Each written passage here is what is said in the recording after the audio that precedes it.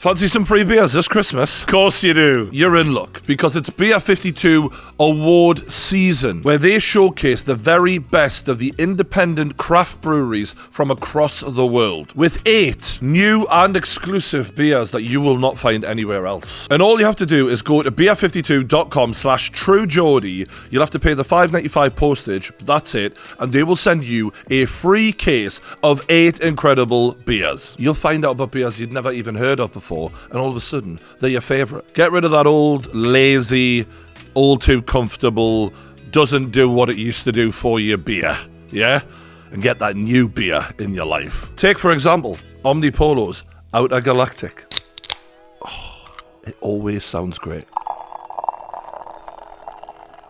And I tell you what, it smells unreal. Oh, smooth. Alright, we've started something. And if you don't like dark beer, you can choose a light case, and you can also add in a couple of tasty snacks, which is good. And also, it comes with this Ferment magazine, which tells you everything you need to know about the brewery, what goes into the beer, and all of the history of it. Pretty cool. And after all that, if you've changed your mind for any reason, you can pause or cancel at any time. So go to beer52.com/truegeordie. That's beer52.com/truegeordie to get your free case of beer now. That's a bit too nice. Bit Moorish. I'm going to try this one now. Well, I bloody love all of them, so I'll crack on with that once this is all wrapped up. He's a content king. Yeah. Do you know the True Geordie? You're going to decide that, are you? What the fuck is wrong with it? You know how they play. I want a piece of that. This is it.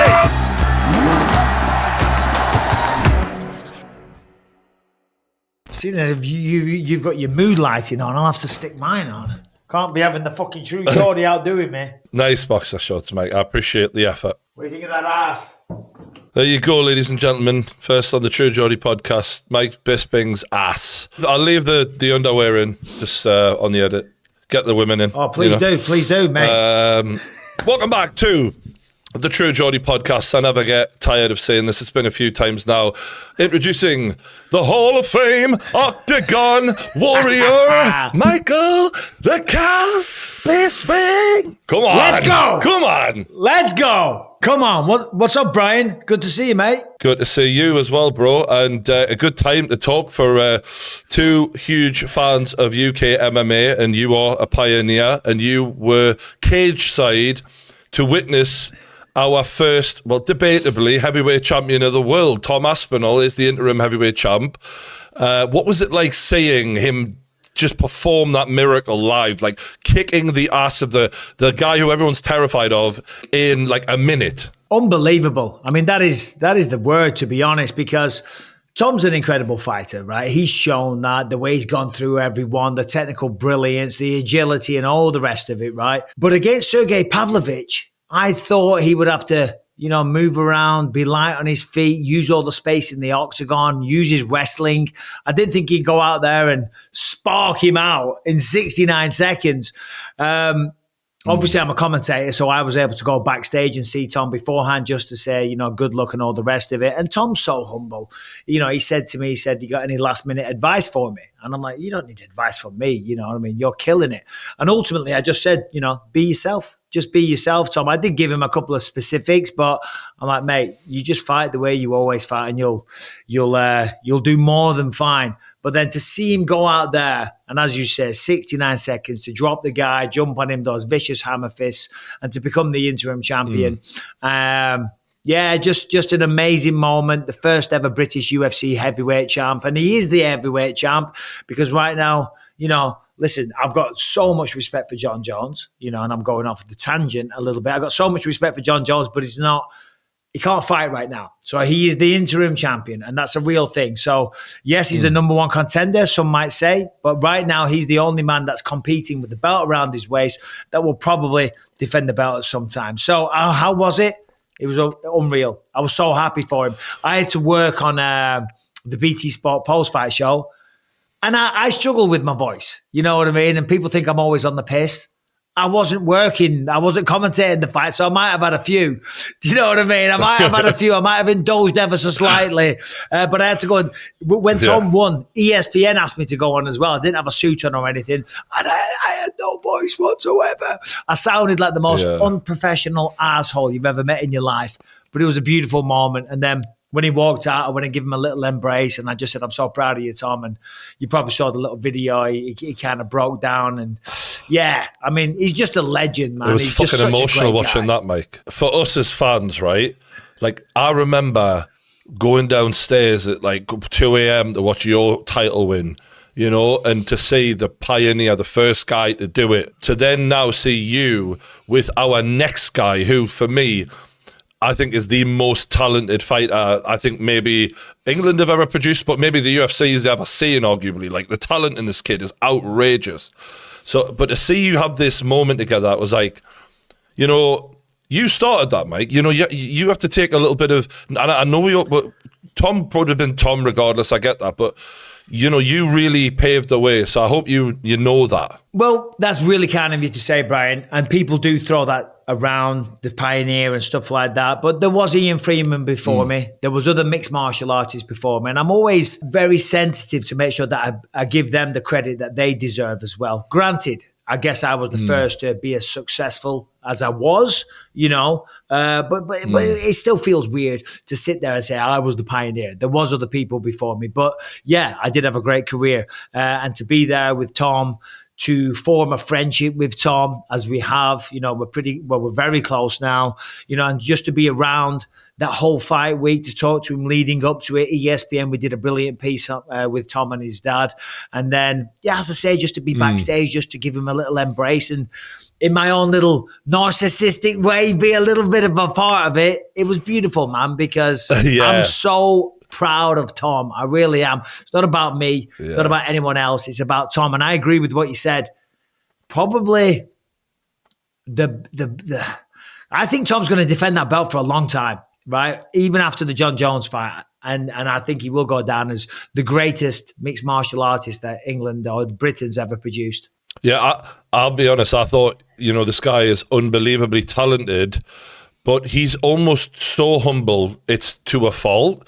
And then, I don't know how many months ago it was, I was listening to your podcast and you had him on, and there was a switch, and he was talking differently, and he was acting a bit more aggressively and a bit more arrogant. I was like, yeah. And he was like, I'm this guy. Like, I'm going to win this title. I'm going to do these things. And I think that was a key moment, just hearing that, and it's definitely taken an effect in his career. No, without question, you know, because he was so humble, and he always said, I want to slow roll it. I want to take my time. And I think having that year out when he hurt his leg made him realize how much he missed the sport. And, you know, listen, being humble is great, but you've also got to kind of sell yourself to a certain degree, and you've got to believe in yourself. Now, granted, people like myself maybe took that to the extreme. You know what I mean? Conor McGregor, Ian Gary, they're doing that. Leon's extremely humble. But at the same point, it's not being arrogant and it's not being an arsehole to actually sit there and just say, listen, this is how good I believe I am. And this is how far I'm going to take it, because Tom can back that up. You know, sometimes it can sound delusional. It ain't delusional when it's coming from Tom. It ain't delusional when it's coming from a person that's knocking everybody out, stopping them in record time, finishing them in the first round. And that's what he's done. Nobody has even given him a fight yet. We haven't seen any adversity whatsoever. Can you think of a time in the UFC when Tom was pushed, when we've seen him black and blue, covered in blood? I mean, he's a prick. I became the champ, but fucking hell, I lost an eye along the way. I fucking lost brain cells along the way. I had my nose broken so many times. They've took my ribs and had to rebuild it because it was fucking disintegrated. You know, I scratched and clawed and eventually managed to fucking steal the title for a minute. Yeah. Tom has just wiped the floor with everybody. That is such a good point. And kind of, I'm a big believer in, you know, you look at the past to predict the future, and looking at the Usyk Tyson Fury fight lately, I've been saying, like, how often do we see Usyk in trouble? versus how often we see Fury in trouble. So I'm looking at Tom Aspinall's career in a very similar way and going, let's look at the best. For me personally, the best heavyweight I've ever seen was Cain Velasquez in his prime. I thought he was absolutely outrageous. But that man had adversity plenty of times, and it was always a war. Whereas, as you say, Tom has written through people like a hot knife through butter. And even Jon Jones, in his peak, it wasn't like this. I've never seen Jon Jones look this good, this devastating, this like emphatic, this quick. Like even his best ever performances seemed to take a lot longer and there was more back and forth. So I think that's why the MMA community for once is actually looking at the interim champion and going, he's the real champion. Jon Jones isn't what he is right now because he's had one heavyweight fight. Aspinall's been ripping them to shreds. Yeah. Listen, and I understand all that chat. As I said before, we have got to give respect to the champ. Now ESPN's MMA rankings, I don't know if you've seen this, they have Tom Aspinall ranked number 1. Jones is number 2, and that's granted. It's made up of a panel of journalists from ESPN. Brett Okamoto is one of them. He wrote an article on it, and he said, well, when you compare their heavyweight resume, Jon Jones has had one fight at heavyweight, and he's had one fight in the last 3 years, whereas Tom has been active, and other than that leg injury, against Curtis Blades, he's been absolutely perfect. And that happened in 15 seconds. So, yeah, it's a loss on the record, but it's kind of like Jon Jones's loss, right? Where he got disqualified. It doesn't really count. Yeah. And it doesn't count. I'm not taking away from Curtis Blades. So, yeah, look, listen, if you're a British MMA fan, if you're Tom Aspinall's wife, it's time to get excited because you're going to the moon, right? Get looking at houses, get picking out the cars, get picking out your favorite handbags because it's all fucking coming. Yeah. It is how humble Tom is. I texted him and I said, listen, mate, I don't know if you've realised this. This was after the fight on Sunday, which he never responded to, by the way, prick. But this is how humble he is. I said to him, mate, you're going to go on some crazy win streak. You're going to get pay-per-view points on every single fight. You're probably, because you never know what's going to happen, probably going to go down as the greatest heavyweight fighter that the UFC's ever seen. And when it's all said and done, you're going to retire with an astronomical amount of money in your bank account. You're from Atherton, you're from the northwest of England, you're from very, very humble roots. You know what I mean? But have you allowed to think that you're going to fucking have 30, 40, God knows, maybe 50 million in the bank one day? And he's like, I'm not thinking about any of that. I said, well, you might want to start doing it, mate. You might want to just lie there on a Sunday morning, have your coffee and go, ooh, let's have a look what we might be able to buy. Because, yeah, it's not for the money and we all want to test ourselves. Go fuck yourself. It's for the money.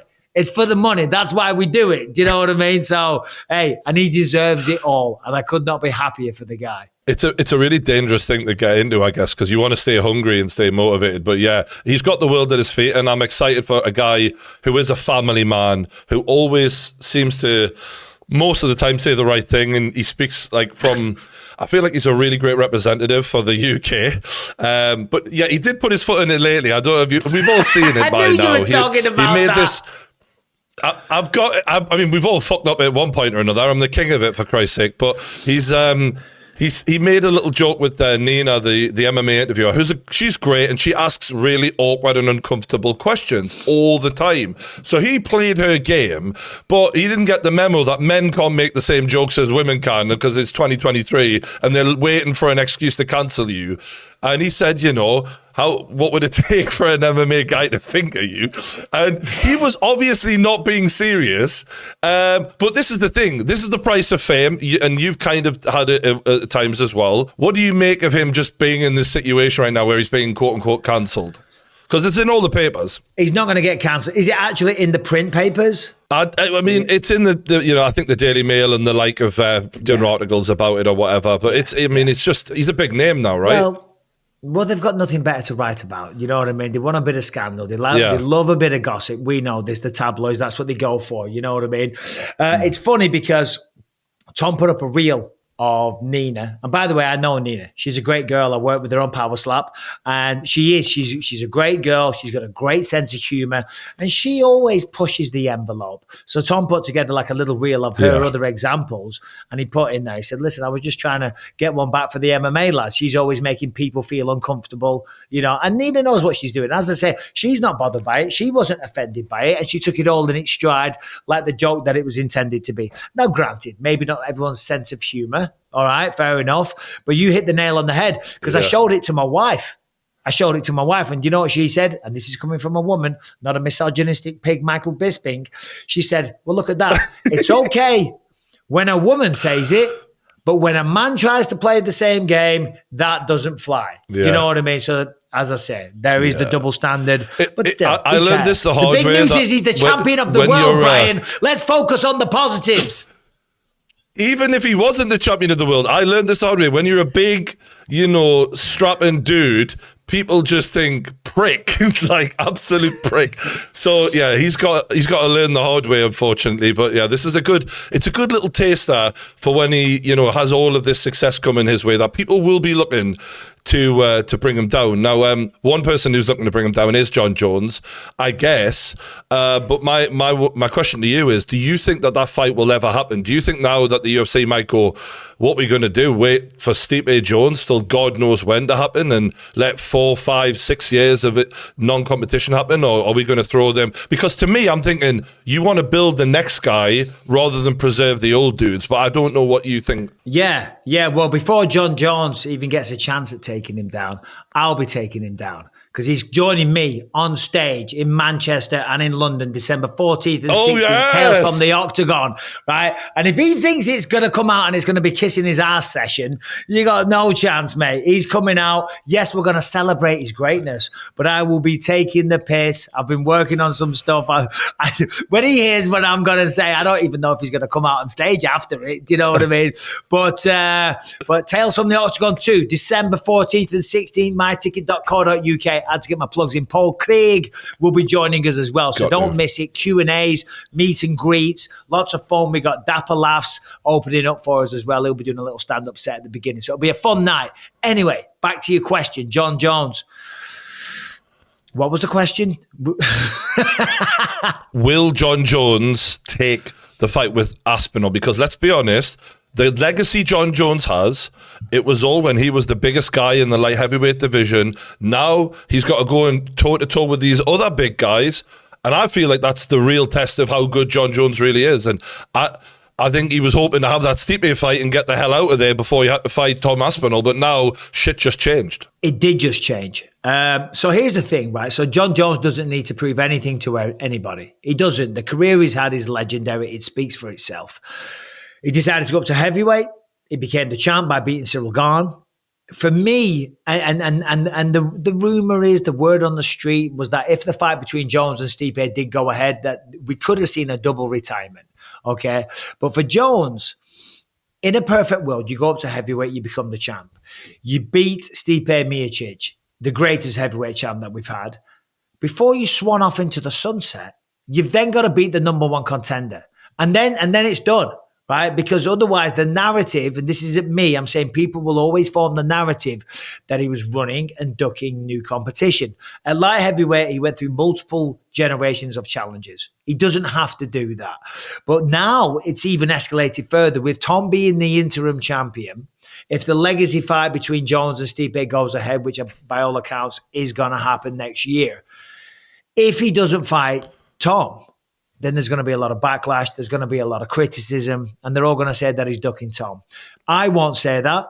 Jones is a free man. He can do whatever he wants. He's sacrificed his body. He's worked hard. He's put on some tremendous displays over the years. But to be able to truly claim the throne, it's like in the olden days, in the medieval times, there's someone else claiming the throne. You got to chop his fucking head off. You know what I mean? You got to settle this once and for all. Who will be king? Tom Aspinall will smash him. I do. I've said, and Jones, I'm going to have to answer to this when I bump into him one day. I said after he beat Marcin Tybura, I don't think Jones could hold a candle to him. And I think the thing that people overlook with Tom is how quick he is. Like, we've not seen that combination before at heavyweight, where we're looking at an Anthony Joshua level athlete here. We're looking at a really special athlete, and you just don't see that. And I think the problem for Jones is you didn't beat Ngannou to get the belt, so we still don't class you as the real legit champion. And the one guy we do now see as your competition, you don't want to fight him. So he's actually, ironically, he's in a similar position to what Daniel Cormier was in when he got his belt from Jones's inactivity. And it's interesting to see how he plays the situation. And I do think one way or another, if he does retire and doesn't take the Aspinall fight, it's that mark on his legacy of, now, you never, to be the man, you have to beat the man, and he never beat him. So was he really the heavyweight champ? But speaking of Ngannou, there's talks of him. Obviously, there's the Tyson Fury fight we've seen. There's now talk of him having some sort of mixed rules fight against Deontay Wilder in the PFL. What do you make of that idea? Well, yes, there's talk. Who's that talk by? The talk is by whatever his name is, Don Davis, I think it is, the chairman of the PFL and of Bellator. They've both merged. That's great. What do you do? Who cares? Does anyone care? Yeah. Do you know what I mean? It's just like UFC bought Strikeforce back in the day. They brought Pride back in the day. They bought WEC and they folded those fights. They're doing the same thing. This is not some game-changing thing. And then the big news is they would love to do Ngannou versus Wilder, right? In some kind of mixed rules fight. Well, I saw yesterday an article from Deontay Wilder saying that he wants to come over to the UFC. So you don't know what to believe, right? Of course he's going to say that. And of course, on paper, that would be fantastic. I'd love to see Deontay Wilder and Francis Ngannou throw down. And if it happens in the PFL, I'll watch it. Regardless of where it happens, I'll watch it. I'm not a hater. But he was specifically talking about the UFC. He talks about how he has a good relationship with Dana White. And I've seen him at the UFC Apex on multiple occasions. You know what I mean? The fact that he's showing up at the Apex would lead me to believe there has been some discussions and negotiations going on. So I don't know. But if we say hypothetically that that's going to happen, I mean, yeah, sign me up. I would love to see it. Two big guys that swing like that. Yeah, the thing about Wilder, my first thought was, you know what? I'm not sure he should fight at heavyweight if he's an MMA guy, because he's actually like, he's quite like Jon Jones's frame. You know, maybe he'd be better off trimming down, because I don't know if them skinny legs could stop a takedown, if I'm being real. Like, I don't know if he's suited for it. Those little toothpicks. Those little toothpicks, mate. I mean, they're very slim. I'm not going to sit here. Yeah, they're very slender, very slim, very, very brittle by the looks of it. I mean, Tom's got big, massive, thick, proper, chunky legs. We saw what happened to him. He blew a leg out. Do you know what I mean? Well, you know, that's going to be like a little Bambi. Do you know what I mean? Prancing around the octagon. Exactly. I mean, I don't want to sit here and rip on Deontay Wilder. I'm a fan of the guy. I think he's incredible what he's done in the boxing ring. But there's a lot to learn. What do you make of Jake Paul trying to drag Nate Diaz into an MMA fight? Apparently, they've made a huge offer at PFL, like 10, 15 million to Nate. It's on the table. How do you think that goes? Because I know you've criticised Jake a lot for the elderly MMA guys, but he would then be stepping into Nate Diaz's cage. So would there be a level more of respect from you there? Yeah, look, listen, I don't have anything personal against Jake Paul. I've never met the guy. I'm sure he's a great human being. Maybe he is, maybe he isn't, but we'll just assume that he is. No, you know what I mean? Let's assume that he is. I don't. Yeah. I mean, he can be a bit annoying, you know what I mean? But let's just assume that he's a good person and he's just trying to sell his fights and all the rest of it. I've got nothing against him, but I'm an analyst and a commentator in the fight world. You know, so I'm going to talk about this stuff and I'm going to call out what I see. That's the only thing I've ever said. I've never said anything personal. I've never said that he's a bad person. I've never said that he does this, that, and the other. I've just said he cherry picks easy fights. He's a businessman. He's not a fighter. Right? Fighters go into fights not knowing that they're going to win. That's what gives you that adrenaline. That's what makes you scared. You know what I mean? That's what keeps you sharp, you know? Every single fight I went into, I was like, fucking hell. I'm going to give it a go. I reckon I can do this. I think I can pull it off. I'm going to train my ass off, but we'll have a go. Do you know what I mean? He's not doing that. He's making very, very precise, orientated business moves. He's being smart. Now, of course, he's going to be calling out Nate Diaz because this one boxer that he is fighting, and fair play, he's fighting a boxer, this 10-1 guy. I saw yesterday, they're doing it in a 3,000-seat arena, and they've sold hardly any tickets. That says Jake Paul can't sell tickets by himself. It's not hate. They're just saying if that story, what I saw yesterday, is accurate, then maybe that's what it points towards. So they want Nate Diaz. Nate Diaz is going to be the draw. How does he do against him? I don't know. Nate Diaz can't wrestle. Nate Diaz isn't a wrestler. So for people that don't understand, if they watch you because of your boxing stuff, yeah, we strike on the feet, punch, kick, knee, elbow. Then you're on the ground, you got the submissions, the jiu-jitsu, we call it. To get them from the ground to the floor, you've got to wrestle. Jake Paul did some wrestling in college or high school, so he can wrestle a little bit.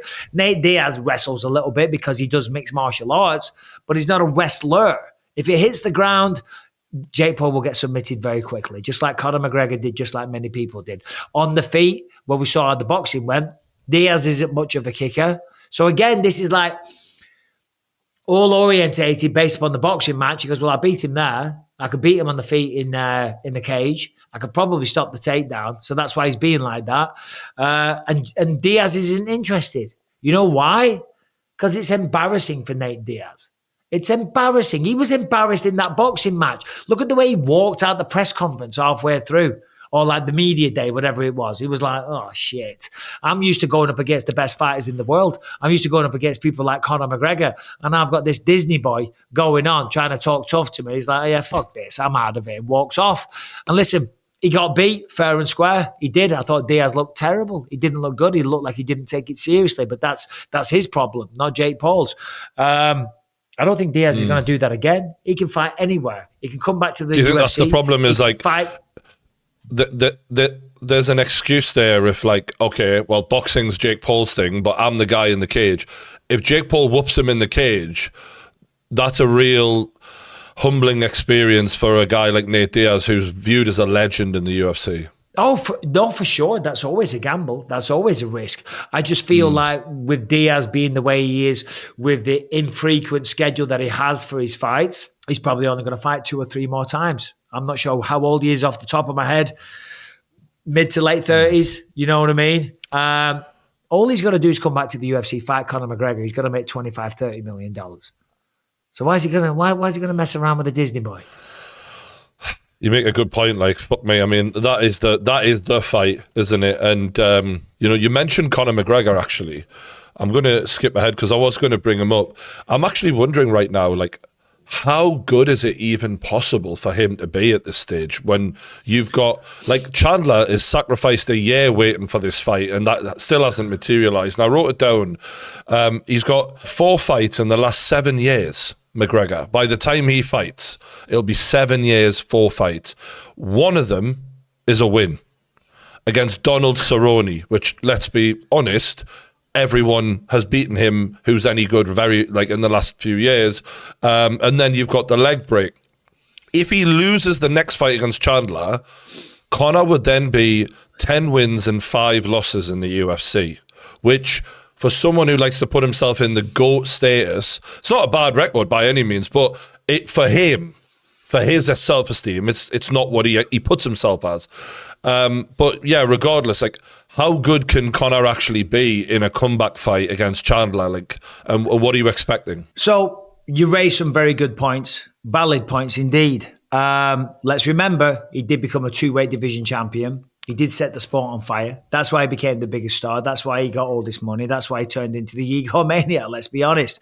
And we've both been on the receiving end of the voice notes. Do you know what I mean? But I couldn't give a fuck what McGregor says. But here's the reality. You're right. By the time he fights, it'll be 3 years away from the octagon with the leg break as well. Then on top of that, you think about all the luxury that he has. You know what I mean? All the money that he's made, the insane fame that he has. These are all massive distractions to being a fighter. They just are, you know? So how good's he going to be?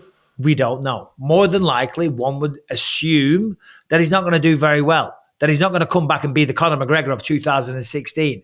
That's a fair assumption to come up with. But also, you've got to say this.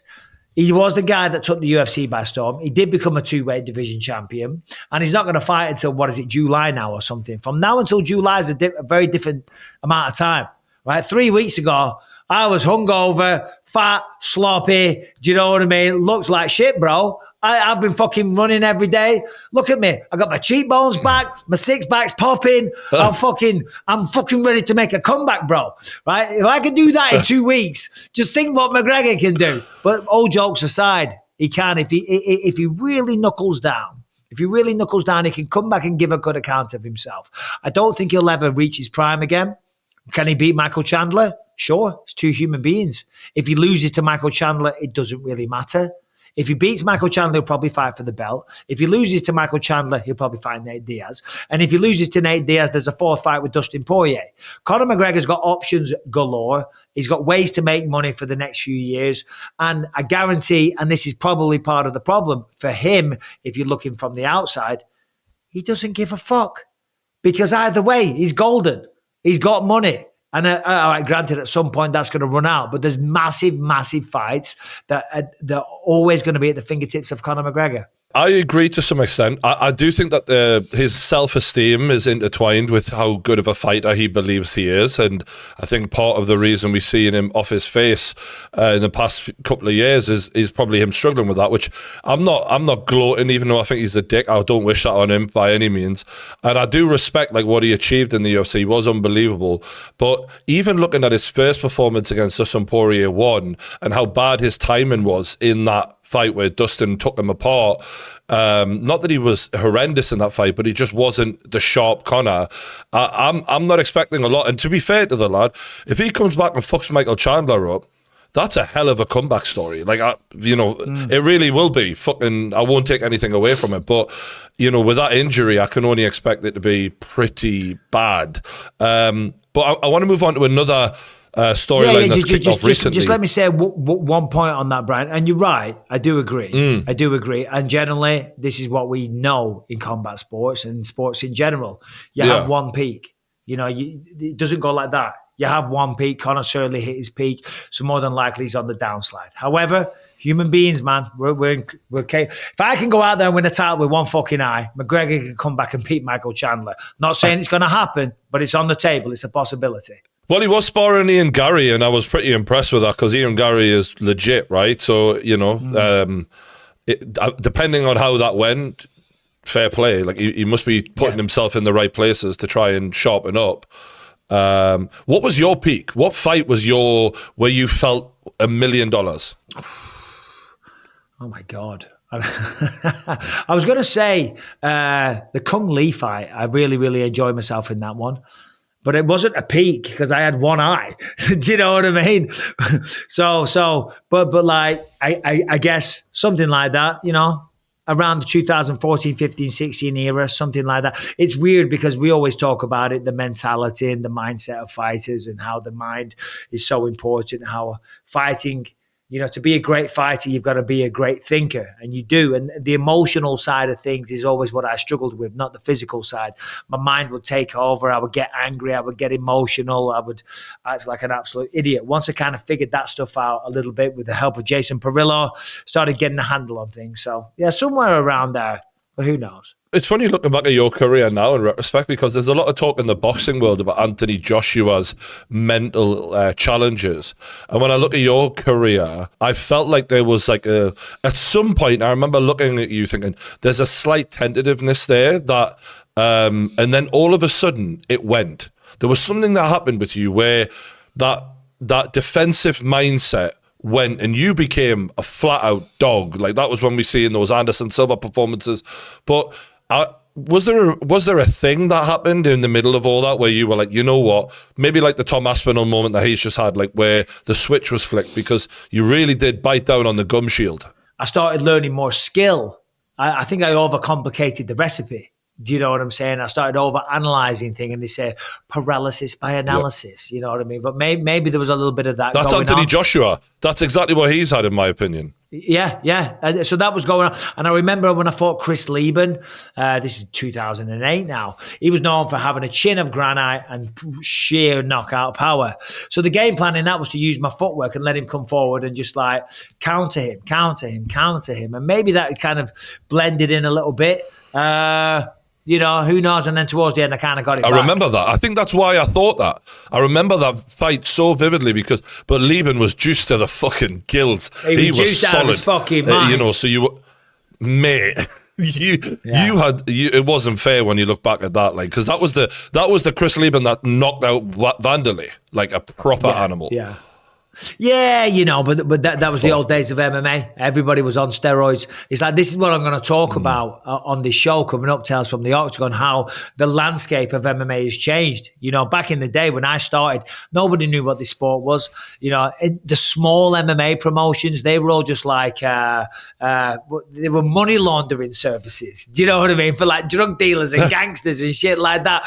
Everyone was on fucking steroids. Yeah. I wasn't, because I always had the vision to be in the UFC. You know, there were some wild times and some funny characters, and then now it's a respected sport. Now people are talking about it. I mean, back in the day, no one knew what UFC was. None of my mates did. You know, and now I live in America, granted, but I get on Facebook and on a Sunday morning, my mates from back home are talking about the UFC at the weekend. It's just amazing how far it's come. You know what I mean? And now not only was I the champ, we got Leon as a champ, we got Tom. So we got 3 champions now. And top to bottom in the UK, we've got so much great talent and hopefully many more champs to come.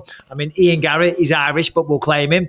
You know, we've got Lerone Murphy. He's definitely got the potential as well. So it's come so far. I'm excited for that Ian Gary potential Leon Edwards rivalry, being that they were gym bros at one point. But Colby Covington, Leon Edwards, what are your feelings about that right now? Listen, you know, I mean, that head kick knockout against Kamaru, unbelievable. Then he comes back, beats him soundly in London. What's Colby bring to the table that's different? Not much. And MMA math doesn't stack up. It doesn't. But it kind of does in some ways. You know what I mean? You can't say, well, this guy beat that guy, so he'll beat that guy.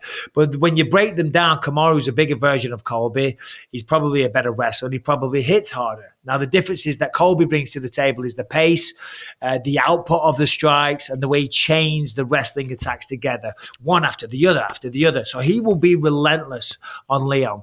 But Leon showed in that third fight with Kamaru that he could stop the takedowns.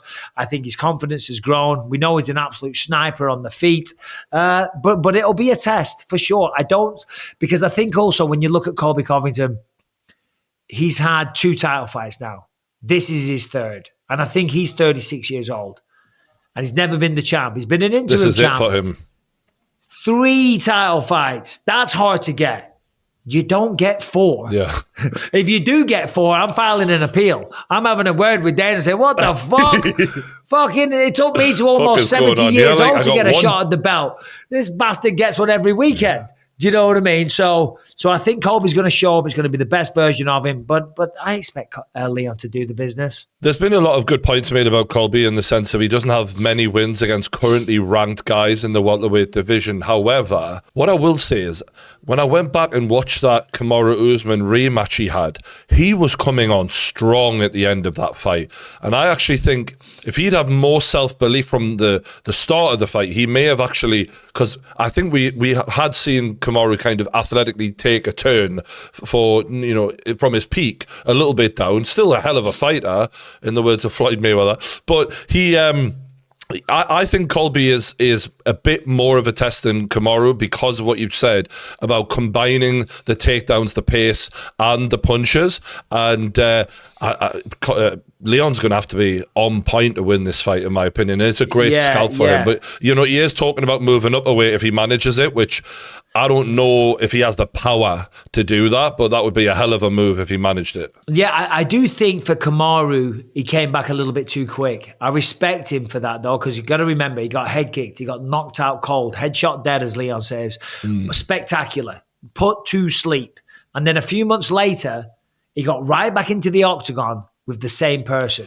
He didn't have a fight in between. He didn't have a fight to find his feelings again and get his confidence back, find his mojo. Do you know what I mean? There was none of that. He went straight back in there against the guy that just put him to sleep. And I think against Khamzat Chimaev, we saw Kamaru a little bit more improved, because in that third Leon fight, it wasn't a good version. And I'm not taking away from Leon's performance. That was all Leon. That was Leon. But Kamaru looked a little bit tired. He looked slow. He looked like he was plodding. There was a lot of talk about his knees and maybe he was coming to the end of his career. I thought he did wonders for his career and his resume and the respect that he still has in the community with that performance, even though it was a loss against Khamzat Chimaev. And I think a lot of that, the poor showing was, of course, Leon's fantastic, but also the psychological damage of getting knocked out and going straight back in there. When I got sparked out against Dan Henderson, UFC 100, the whole world laughed at me. Every time I open social media, even still to this day, I still have people showing me the memes, you know what I mean? Like I give a fuck, do you know what I mean? But at the time, 14 years ago, you know what I mean? Yeah, it haunts you a little bit and you brush it off and you say you don't care. So that was 2009. I fought him again in 2016, 7 years later. And I think we spoke about this before. Even 7 years later, and even after God knows how many fights it was, I'm becoming the champion and defending the belt, I still had a little bit of last time I got in the ring with this guy, he knocked me out cold. And that was separated by 7 years, God knows how many fights, and becoming champion. Kamaru went right back in there. So you got to respect that. But I also think that definitely played a factor in that. Yeah, on Kamaru, he's one of the coolest motherfuckers I've ever interviewed, man. Really like the guy. So intelligent, strong, just funny dude. Really got a lot of time with him. And I really think that he kind of showed how human Khamzat is. Like, he made Khamzat look very, okay, this guy is a great guy, but he's not unbeatable. And now Khamzat is calling out the light heavyweight champ, Alex Pereira. What do you make of that? I mean, fair play to Khamzat. You know what I mean? Of course he's going to do that, because he looks at Alex Pereira and he sees a one-way ticket to becoming light heavyweight champion. Pereira's not the best wrestler. Yeah. Khamzat's a great wrestler. Look at how he took down Kamaru Usman. Look how he's taking down everybody. Picks him up, has a conversation with Dana, then slams him on the floor and chokes him out. Didn't do it against Gilbert. Didn't do it against Kamaru. So you could form a narrative that, well, when he stepped up in competition, he wasn't able to do that. And that's a fair thing. But against Alex Pereira, I think he'd have his way. I'm not saying he'd win, because it's a 5-round fight, but he'd definitely be able to get him down. That's without a shadow of a doubt. Now, the thing is, I don't think he should get that shot, but who am I? I'm not Dana White. It's not my organization. If he does get the shot, great, fantastic. But the hard part is, it's getting to becoming the number one contender. It's easy to bypass, to leapfrog. I mean, Jesus Christ, what is he? He was a welterweight. Now he's at middleweight. Now he's calling out the light heavyweight champ. It's like, fucking pick a weight class, bro. I mean, I love watching the guy fight. Of course, he wants to step up against Pereira. Number one, we're all talking about it. Makes a big headline. Makes him look good. Number two, as I said, mainly, beating all the other guys that want to become the champion, scratching and clawing your way to the top, beating other guys that are just as hungry as you along the way to becoming the number one contender. That's the hard part. And then you got to beat the champ. You know what I mean? But to become number one contenders, a journey and a battle all of its own, let alone beating the champion. So, of course, Pereira wants to do that. He wants to bypass all the bullshit and go straight for the gold. And I don't blame him. No, it would be a hell of a fight to watch. But you mentioned the middleweight division. One man who you fought at middleweight is Chael P. Sonnen, who is one of my favorite fucking people on YouTube. I love this guy, right? But he's had a weird beef lately where, to be fair, he didn't really start it, with Jorge Masvidal. Have you seen any of this? Yeah, so Chael came on my YouTube channel last week and we had a nice long sit down and we got into it all. Because he had like a bit of an argument with Ariel Helwani. I really love starting beef these days, certainly if you're anything to do with the UFC, he likes to talk a bit of shit about you, you know what I mean? So Ariel and Chael were having a disagreement. I thought that was kind of staged. I did. But then Chael says, no, it was 100% real. I thought maybe they're going to launch a podcast, get everyone to watch. But no, Chael says, no. We didn't appreciate each other that day. We weren't getting on and he wound me up and he pissed me off. And then he had Jorge Masvidal on. And I think Ariel might have stirred the pot, talked a bit of shit. And then Jorge just came out of nowhere talking shit about Chael. So, listen, I've come under fire from Jorge Masvidal in the past. Do you know what I mean? So I ain't gonna fucking wade in with both feet here, Brian. I know you're trying to set me up, right? Game bred Masvidal's. I'm not. He's a fucking nutter. Masvidal's a nutter, man. Listen, I don't need the shit. Am I scared? No, I don't give a crap. But I can't be arsed with Masvidal coming for me every time I see him. I've had that. He come after me in China. He came after me in New York. Do you know what I mean? Even the Cubanos were going to come and fucking get me. Yeah. Oh, dear. No. Oh, dear. So you know, that's Chael's I heard Chael's side of the story, and it came from like a really genuine place of like, I actually really cared about this guy. I really wanted this guy to win, and now he's calling me a bitch. Like, what the fuck is this all about? And I think a lot of people, this is just my opinion, not Mike's opinion. We all loved Jorge. There was a period where he was on the come up. He was the coolest fucking fighter. This Scarface attitude.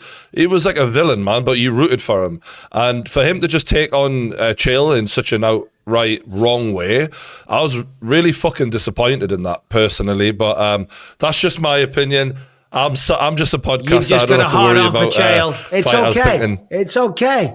You know what I mean? You're just trying to get Chael on your show next week. Equally. You saw the numbers I got. You saw the numbers I got with Chael last week. You're like, I got to get fucking Chael on. Let's go. Fucking hell. I'm going to switch up to Darren Till now, our old mate. He may be coming to my show, Misfits. I might be commentating, hopefully, in the future with a Darren Till fight. There's rumours of Mike Perry. And I just wanted to know what you thought of that move. It's a bit of a shame to see him leave the UFC when I thought he performed. In retrospect, when you look at the Dricus Duplessis fight, I might have pronounced that wrong because I always fuck his name up. I thought he did better than a lot of people do against Dricus, actually. And, you know, kind of at the time it was seen as, another loss for Darren. But in reality, he really had Dricus in a lot of trouble in that fight. So, yeah, what do you make of his move to Misfits, potentially? Well, first of all, that's a great point that you make, because I think that fight has aged very, very well. Certainly when you see what Dricus did against Robert Whittaker. And as we all know, Robert Whittaker, outside of Izzy, and now it's changed because of Strickland, was the next best guy, okay? I always spoke so highly about Darren and his fighting ability, you know, and I used to get shit off so many people, you know, just because he's English or whatever. I'm like, no, I know what Darren's capable of. I've seen him fight. He's absolutely fantastic. Granted, some fighters were able to expose a deficiency in the wrestling or whatever, like a Derek Brunson or whatever, but on the feet, man, he can compete with all of them, right? So stepped away from the UFC. He's taking a little time away. I think he wants to not be wrestling as much and let his knees heal up and all the rest of it. So fair play to him, you know, whatever makes him happy. I'm so great to hear about this. I hope the fight goes down. I think him and Mike Perry will be fantastic. I mean, Mike Perry's nowhere near as technical as Darren Till. Listen, I'm telling you, man, Darren Till could be a professional boxer, right? He's a very, very good boxer. He's got very fast hands. He's got a lot of power, and he's a mean son of a bitch as well. But so's Mike Perry. Mike Perry's a mental patient of the highest degree. Do you know what I mean? Mike Perry couldn't get a win streak together in the UFC. Then he goes off to bare knuckle, and he's smashing everybody, knocking Luke Rockhold's teeth out. McGregor was squaring up against him in the ring. Do you know what I mean? Mike Perry's found his niche in bare knuckle. That's his thing. Actual boxing, I don't know about that. Yeah, you know, as you know yourself, Mike. The boxing is a bit more technical, and you can't just go in there wailing because you obviously have so much more protection from those big fucking gloves. And I expect Darren to do fantastically well in Misfits, personally. I think he's going to do real good. Oh, yeah. There's been a bit of talk lately about one UFC fighter who was twerking after her fight, promoting her OnlyFans. And I just wanted to know what your opinion was on the modern phenomena, which is female fighters generally, this is in boxing, MMA, doing OnlyFans. Fair play to him. Fair play to him. Why not? Yeah. Why not in this modern society that we live in? If they can find a way to crack the code, to game the system, to get money, right? Fair play to him. Now, I know some people might discredit that. Some people it might not be their flavour, might not be their taste. You know what I mean? Mm-hmm. I used to work in factories, mate, for £3.65 an hour. Do you know what I mean? It's hard to make a buck. Do you know what I mean? It's fucking hard, mate. I used to work at factories and come out black from head to toe with just my eyes popping out, working at a bloody do you know those disposable barbecues? Making them in the fucking hopper, covered in charcoal, head to toe. I used to slaughter cows. I love it. Do you know what I mean? Minimum wage, right? I've done every shit job under the planet. If they can sit there on OnlyFans and get paid a ton of dough, fair play. God bless him. I don't know if this is true, but I've heard Brittany Palmer gets like 50 grand a month for like just showing pictures of her toes. Do you know what I mean? I don't get the whole toe fetish thing. It's not my vibe, but God bless her. Listen, I'll tell you right now, if anyone wants pictures of my toes and they're going to pay me big time money, I'll do it. Sign me up. I haven't got my shoes on right now. I'll give you a little sneak peek. Here we go. Oh no. I'm pretty sure we've got some freebies, mate. Don't worry about it. No, listen. All jokes aside, all silliness aside. Hey, it's a hard world. It's a hard world. My son just finished college recently. He's got a master's degree in business, and he's trying to figure it out what he wants to do, what his next step is. Currently, he's applying for like internships and stuff like that. He's working at some crappy restaurant at the minute, and he's hating life. And in a way, I'm kind of glad because life is tough, and he's learning that. He's learning that. Wow. The value of a dollar. You're making him do that, though, aren't you? You're not. You're part of that learning, aren't you? Because I know you've done well. So if you wanted to make it easy, you could. But are you trying to help him learn that? Well, I mean, I help with his rent and stuff like that. But he can kiss me. He's fucking 22, mate. He's 22 years old. He's 22. It's time. You were going to say kiss my arm. No, listen. You've got to learn the value of a dollar. Do you know what I mean? So anyway, going back to the original question, life is hard, and he's learning that right now, and he's learning what it takes. I mean, it's hard just to keep a roof over your head. It's hard to pay the bills. You know what I mean? Inflation, the cost of living. I mean, the average people in the street are really struggling just to put the fucking heating on. Do you know what I mean? So if these women can go out there, crack the system, get paid a ton of dough, some might not like it, so what? Back in the day, times change, mate. So what? God bless them. I know Andrew Tate might get on his fucking high horse, but who gives a fuck what Andrew Tate says? Fucking hell. You and Sean Strickland agree on that for sure. I've just seen a clip of Sean Strickland going, this fucking pimp. But you know what? It's mad for me is I know your story. Like, I have literally, from the Ultimate Fighter season 3, watching you come through the doors, I've seen you from that moment onwards, and I've, like, in real time followed your journey. There's comments of me from interviews you've done in 2009 saying I wanted to meet you, right? So, like, I've been there watching this. And to see the guy you were, as the guy who slept in his car outside of this old gym, and his missus was trying her best to help pay the way to build this dream. For you to now sit there in your lovely house in LA to go, my son has a degree in business. Well done, mate. That's big time, that. That is fucking great. Well done. Yeah. Well, thank you, Brian. And it is, because he's living up in San Francisco. Good. I mean, that's incredible by itself. He's got a degree in business marketing, and hopefully he's going to go on and do big things. My daughter, she has a passion for acting. She's studying theatre studies, and she's at acting class almost every bloody day. She's going to some fancy la-di-da college, which is going to cost me an absolute arm and a leg, because I do a little bit of the acting stuff as well. La-di-da. La-di-da. What the fuck? But like, because I do a little bit of the acting stuff, but that's not why I'm bringing this up. I always say to my wife, because my daughter, again, like a lot of young people, she didn't know what she wanted to do. She didn't know what direction she was in. And then she went through an old breakup, and I said, well, what about just do some acting classes? Because it can be very therapeutic. And she developed a big passion and a love for it, and she's really taking it seriously. And who knows? Maybe she never does anything. But at least now she's got a dream. And I believe it's important for people to have a dream.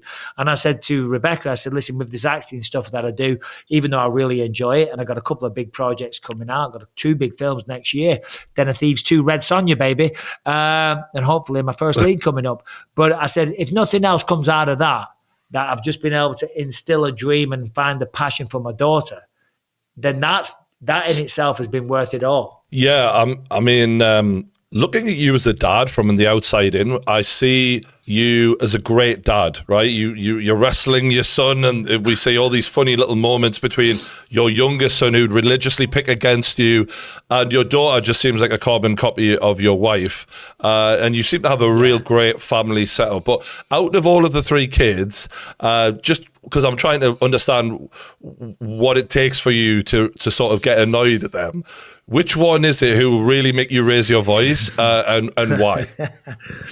Well, in a minute I'm about to spaz out because they're all. We're doing this interview and they have no respect. I can hear them banging around the house. Callum, my eldest, he's back. He's just come back. It's Thanksgiving in America, so it's Thanksgiving on Thursday. So everything shuts down for the week pretty much. So he just came back from college and he went out with his mates last night. He had a few drinks. Come back at 3:30 in the morning. Right, came back at 3:30 in the morning, and we've just got a sauna installed. And he walks in at 3:30 in the morning. He wakes me up, right? And I'm not going to be that guy. I'm not going to start shouting or anything like that. I couldn't care less. I'm happy for him, but I couldn't get back to sleep. And then they were in there, and then they went outside in the garden, and I'm like, are they getting in the bloody sauna? What are they doing? Do you know what I mean? And it's like it's a 5-man sauna. It's like glass walls and stuff. It's beautiful, but I'm like, they're all big dudes, right? Callum's like 265 pounds. You know what I mean? It's like 130 kilos or something. Yeah, he's massive, right? And I'm like, these big dudes all pissed up in a glass sauna by the swimming pool. That's a recipe for disaster. So I'm like, hey, Cal, what are you doing? Looks like a very dodgy party at this point at 3 a.m. Yeah, no, it does. You know what I mean? I'm like, get out the sauna. I said, also, if you've had a few drinks, you're going to be dehydrated even more. You're going to feel like death in the morning. So anyway, to answer your question, he's the one. Yeah. Because you know why? Because he's 22. He came in from college the other night. I could send you the video. It's hilarious. Because as you say, we're always wrestling. He comes in. I've dieted down a bit. I'm the lightest I've been for a while. And he goes, come on, Dad. Come on. And grabs hold of me and starts having a wrestle. Fucking hell. He slammed me to the floor, right? I got up. He did it again. Because, I was taking it easy. Do you know what I mean? But, yeah, he was just throwing me around like an absolute rag doll. But to answer your question, because he is 22, he has to push me on everything. He has to disagree with everything. He's got his college education. Do you know what I mean? So, he disagrees. I'm like, listen, I pay the bills.